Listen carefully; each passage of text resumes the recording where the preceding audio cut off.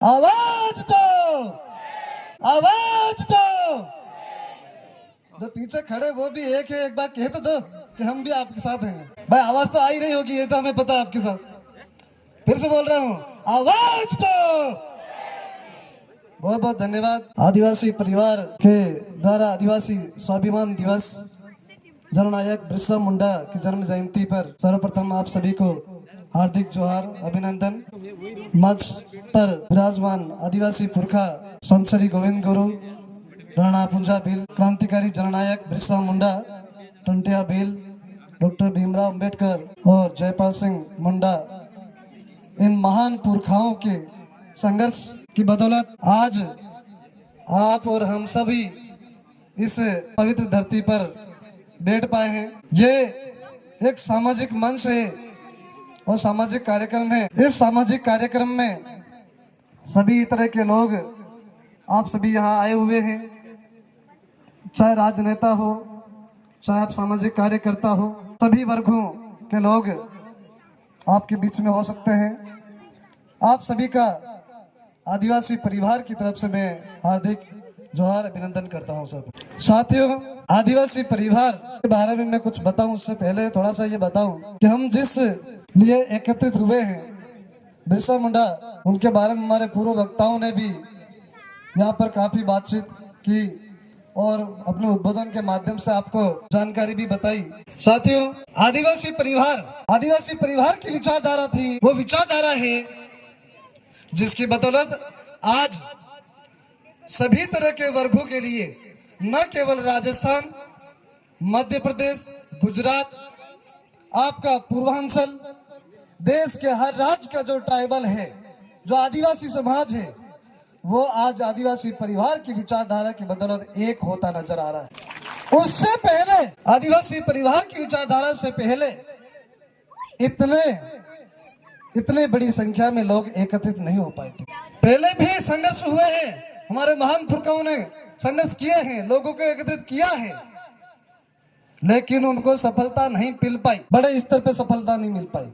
इसका कारण कूटनीतिक, राजनीतिक तरह से उनको दबा दिया गया।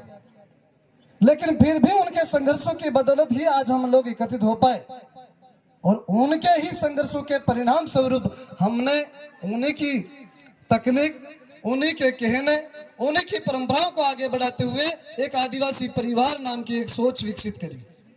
ये एक संगठन नहीं है। आज आप और हम सभी यहाँ कर बैठे हुए हैं तो आदिवासी परिवार विचारधारा की वजह से बैठे हुए, ना कि किसी व्यक्ति की वजह से बैठे हुए। क्या आप सभी किसी व्यक्ति की वजह से यहाँ पर आए हो? इसका मतलब हम उस विचारधारा की बदौलत आए हैं और इसी विचारधारा ने जो पूर्व में हर गांव में, हर क्षेत्र में, हर जिले में, हर राज्य में हमारे लोग धर्मों में बटे हुए थे और अभी भी बटे हुए हैं। हमारे सामने समस्या एक नहीं, साथियों, समस्या इतनी है कि धार्मिक समस्या अलग, तो आर्थिक रूप से समस्या जो है अलग है, और शैक्षिक रूप से जो पिछड़ापन है, ये फिर और एक मूल समस्या है। हम एक समस्या से नहीं गुजर रहे हैं, शैक्षिक, आर्थिक और धार्मिक समस्याओं से गुजर रहे हैं, और इन सभी समस्याओं की बदौलत ही हम लोग आज थोड़ा पिछड़ापन है। हम सांस्कृतिक रूप से समृद्ध लोग हैं, हमारी संस्कृति समृद्ध है, किसी अन्य समाज में इतनी समृद्ध संस्कृति नहीं है।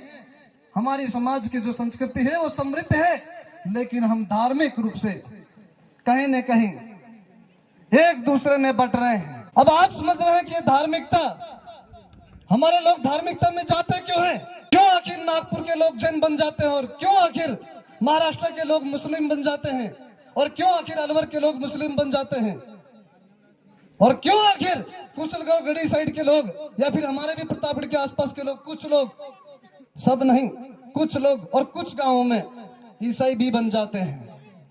आखिर ये समस्या क्यों है?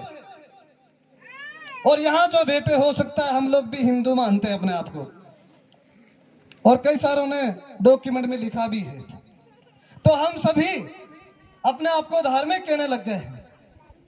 तो आदिवासी किधर गया? हमारे कुछ भाई बोलते हैं कि मैं मुस्लिम हूं, और मैंने तो यह भी देखा कि हमारे एक गांव में एक दो भाई तो सिख भी बन गए हैं। अब क्या करें, सब लोग अलग अलग धार्मिक धर्मों में बट रहे हैं। अब धर्मों में बटने वाले ये तो बट गए, समस्या यही खत्म नहीं हुई। और पता नहीं कितने गुरु, अब नाम तो मैं बोलना उचित नहीं समझता हूं, गुरु के नाम से अलग अलग गुरु के भक्त बन बटे हमारे जिले में भी, और रात रात को सभाएं करते हैं और ये ज्ञान की बातें करते हैं। ये बोलते क्या है कि हम सब ज्ञान और तपस्या की बात करते हैं। ऐसा कौन सा ज्ञान है जो छुप छुप के से ज्ञान करना पड़ता है? ज्ञान वो होता है जो सबको पब्लिक में बताया जावे, ताकि लोग भी जांचे कि ये ज्ञान है कि किसी को बहकारा है। ये छुपके से ज्ञान बांटने वाले लोग कौन हैं? इन लोगों ने रात में अलग अलग सभाएं करके हमारे लोगों को डाइवर्ट करते हैं। अच्छा, डाइवर्ट होने की समस्या कहां से आती? आप सभी जानते हैं कि हमारे लोगों में आर्थिक समस्या है, बेरोजगारी है, हमारे लोगों के पास पैसा नहीं है, जैसे वो गलत करता है। दूसरा, वो गलत क्यों करता है? जैसे कि किसी का बच्चा बीमार हो रहा है बार बार, किसी के घर में बार बार मौतें हो रही है, तो वो ये समझता है कि जरूर मेरे घर में किसी ने कुछ जादू टोना अंधविश्वास कुछ कर रखा है,